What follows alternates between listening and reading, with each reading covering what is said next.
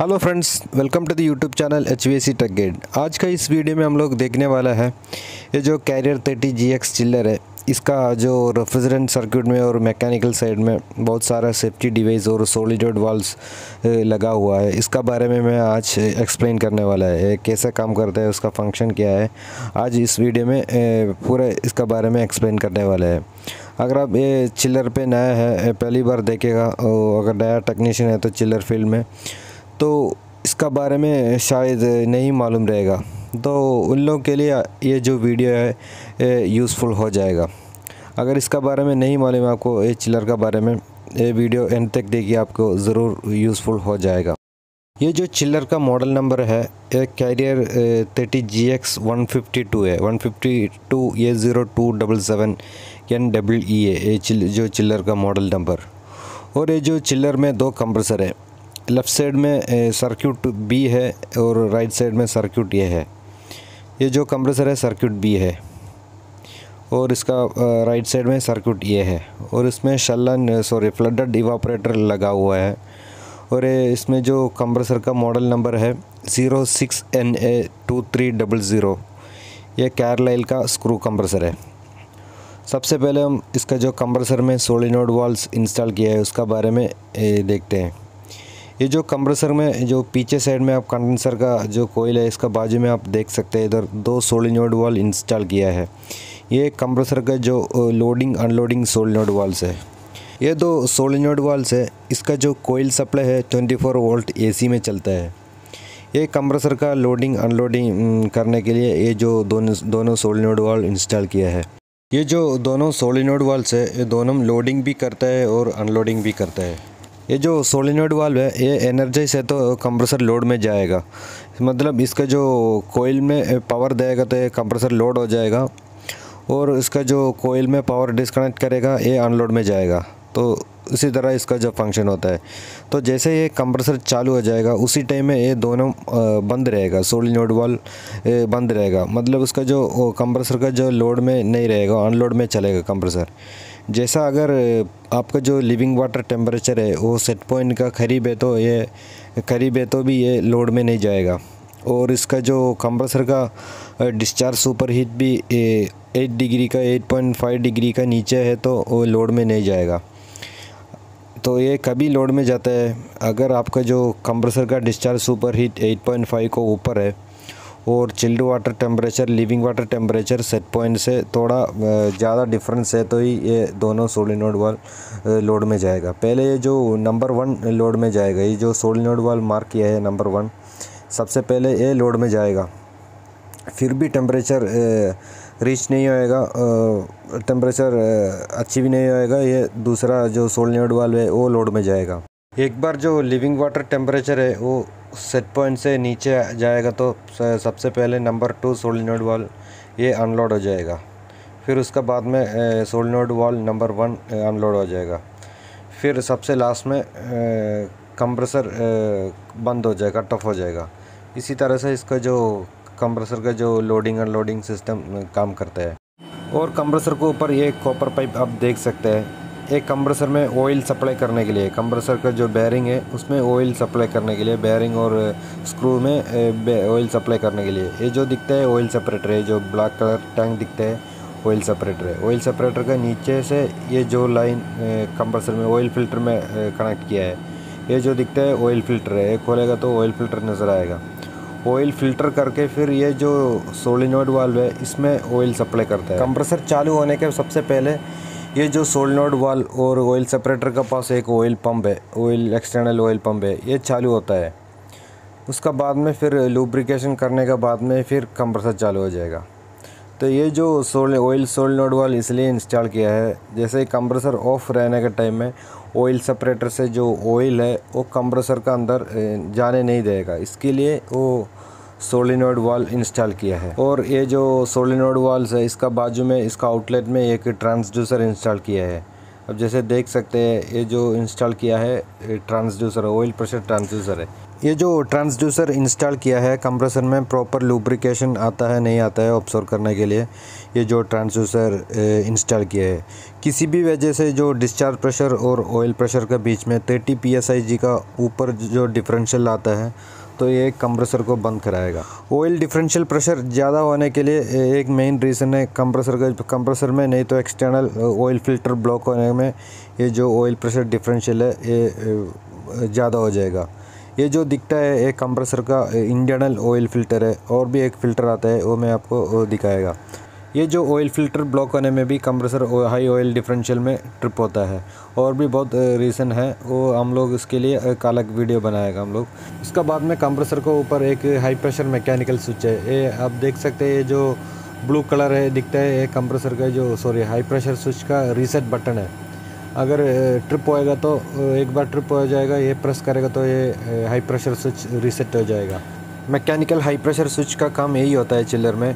किसी भी वजह से आपका जो चिल्लर का जो डिस्चार्ज प्रेशर है वो नॉर्मल प्रेशर से भी ज़्यादा हो जाएगा तो सबसे पहले जो डिस्चार्ज प्रेशर ट्रांसड्यूसर है वो कंप्रेसर को ट्रिप करता है।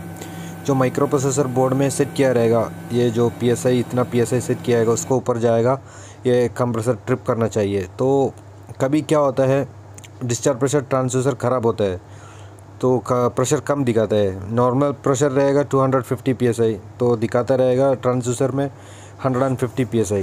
तो चिल्लर में जो कंडेंसर फ़ैन मोटर चालू होता है जो ट्रांसड्यूसर में जो प्रेशर दिखाता है उसका हिसाब से ये कंडेंसर फ़ैन मोटर को चलाएगा। तो नॉर्मल प्रेशर 250 है लेकिन जो माइक्रो प्रोसेसर बोर्ड में जो ट्रांसड्यूसर दिखाता है 150 PSI।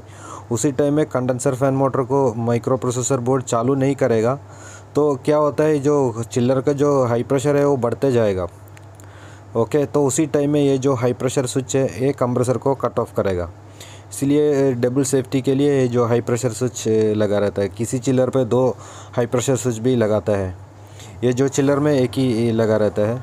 दूसरा आता है कंप्रेसर का जो वाइंडिंग साइड में है। अब जैसे देख सकते हैं 2 सोलिनोइड वाल्व इंस्टॉल किया है।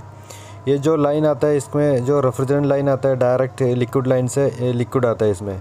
इसका काम यही होता है कंप्रेसर का जो वाइंडिंग टेम्परेचर 80 डिग्री के ऊपर जाएगा ये जो सोलिनोइड वाल्व है ये ऑन हो जाएगा। ये ऑन होएगा तो डायरेक्ट जो लिक्विड है ये लिक्विड वाइंडिंग में स्प्रे करेगा इंजेक्ट करेगा और वाइंडिंग को ठंडा करेगा और डिस्चार्ज टेम्परेचर भी साथ में कम करेगा। तो ये जो दिखता है ये जो लिक्विड इंजेक्शन कनेक्ट किया है इसका अंदर एक फ़िल्टर भी आता है। लिक्विड में जो कुछ कचरा है तो इसको फ़िल्टर करके वाइंडिंग को ऊपर स्प्रे करता है। अभी हम देखेंगे कंप्रेसर का जो डिस्चार्ज लाइन में जो ऑयल सेपरेटर लगा है उधर भी थोड़ा डिवाइस लगा दिया है उसका बारे में चेक करेंगे। ये जो ब्लैक दिखता है जो इंस्टॉलेशन किया है ये जो टैंक है ऑयल सेपरेटर है। सिस्टम का जो ऑयल को सेपरेट करने के लिए ऑयल सेपरेटर लगा दिया है। ये जो कॉपर का पाइप है ये कंप्रेसर का डिस्चार्ज लाइन है। ये सीधा आके ऑयल सेपरेटर को ऊपर लग गया है और ये जो पाइप जाता है इसका आउटलेट है ये आप देख सकते हैं ये सीधा कंडेंसर में जाता है। ऑयल सेपरेटर इसलिए लगाते हैं कंप्रेसर को और कंडेंसर का बीच में।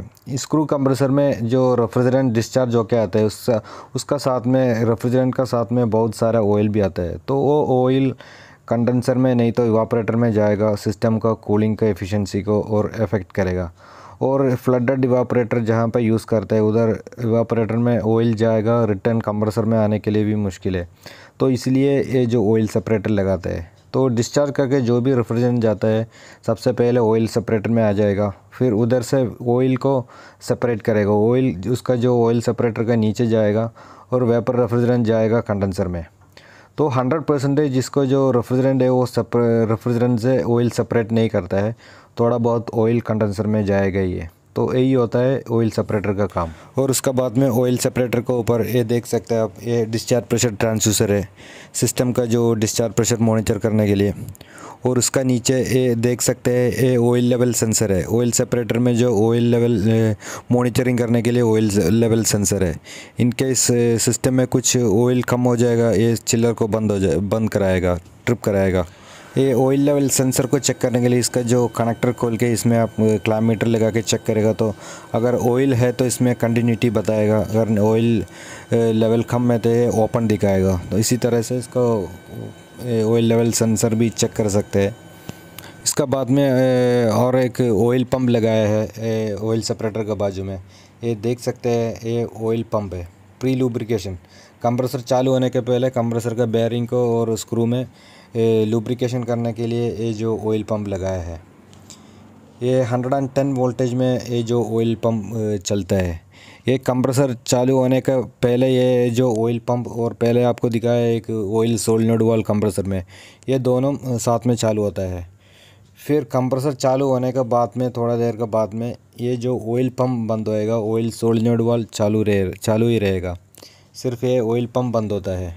30GX चिलर में कंप्रेसर का जो स्टार्टिंग प्रोसीजर ऐसा होता है। सबसे पहले ये जो ऑयल पंप चालू होएगा और कंप्रेसर को ऊपर का सोलेनोइड वाल्व चालू होएगा। उसका बाद में कंप्रेसर में जो ऑयल प्रेशर ट्रांसड्यूसर है उसमें प्रेशर बिल्डअप नहीं होएगा। कोई भी वजह से मोटर ये पंप ख़राब हो गया, नहीं तो सोलेनोइड वाल्व ओपन नहीं हुआ, ऑयल प्रेशर इंक्रीज़ नहीं होएगा। जब तक कंप्रेसर में ऑयल प्रेशर इंक्रीज़ नहीं होएगा कंप्रेसर चालू नहीं करेगा। इसी तरह 3 बार ऑयल पंप को कमांड देता है। 3 बार कमांड देने के बाद में भी फिर भी ऑयल प्रेशर बिल्डअप नहीं होएगा तो उसी टाइम में अलार्म क्रिएट करेगा माइक्रो प्रोसेसर बोर्ड। 3 बार ऑयल लुब्रिकेशन का कमांड देता है, उसका बाद में फिर अलार्म आता है। उसका बाद में जो ऑयल सेपरेटर का नीचे आप देख सकते हैं, ये ऑयल फ़िल्टर है, एक्सटर्नल ऑयल फ़िल्टर है। सबसे पहले जो ऑयल सेपरेटर का नीचे से ऑयल फ़िल्टर में जाएगा, फिर वो ऑयल फ़िल्टर करके फिर कंप्रेसर में जाएगा। इनकेस किसी भी वजह से जो ऑयल फ़िल्टर ब्लॉक आएगा तो भी कंप्रेसर का जो ऑयल डिफरेंशियल है वो हाई बताएगा, तो उसी टाइम में भी ये कंप्रेसर को बंद करेगा। हाई ऑयल डिफरेंशियल अलार्म आके चिल्लर बंद करेगा। फिर 30GX चिल्लर में फ्लडेड इवापोरेटर लगा हुआ है। फ्लडेड इवापोरेटर में शेल का अंदर रेफ्रिजरेंट रहेगा, ट्यूब का अंदर पानी रहेगा, पानी का सर्कुलेशन रहेगा।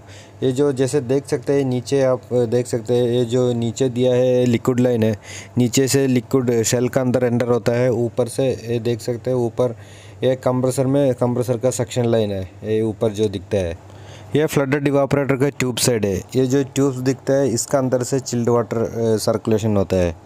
ये सारा ट्यूब्स में चिल्ड वाटर है और शेल के अंदर रेफ्रिजरेंट रहेगा। फ्रेंड्स, आज के लिए इतना ही है। अगले एक वीडियो में हम लोग ये जो 30GX चिल्लर का जो कंट्रोल सर्किट है उसका बारे में हम लोग डिस्कस करने वाला है। उसमें कंट्रोल सर्किट में कौन सा कंपोनेंट्स लगाया, किसके लिए लगाया, अगले एक वीडियो में हम लोग उसका बारे में पूरे देखने वाला है। तो आज का वीडियो आपको यूज़फुल हो गया तो चैनल अभी तक सब्सक्राइब नहीं किया तो चैनल को भी सब्सक्राइब कीजिए, लाइक कीजिए, शेयर कीजिए, कमेंट्स कीजिए। Thank you for watching the video.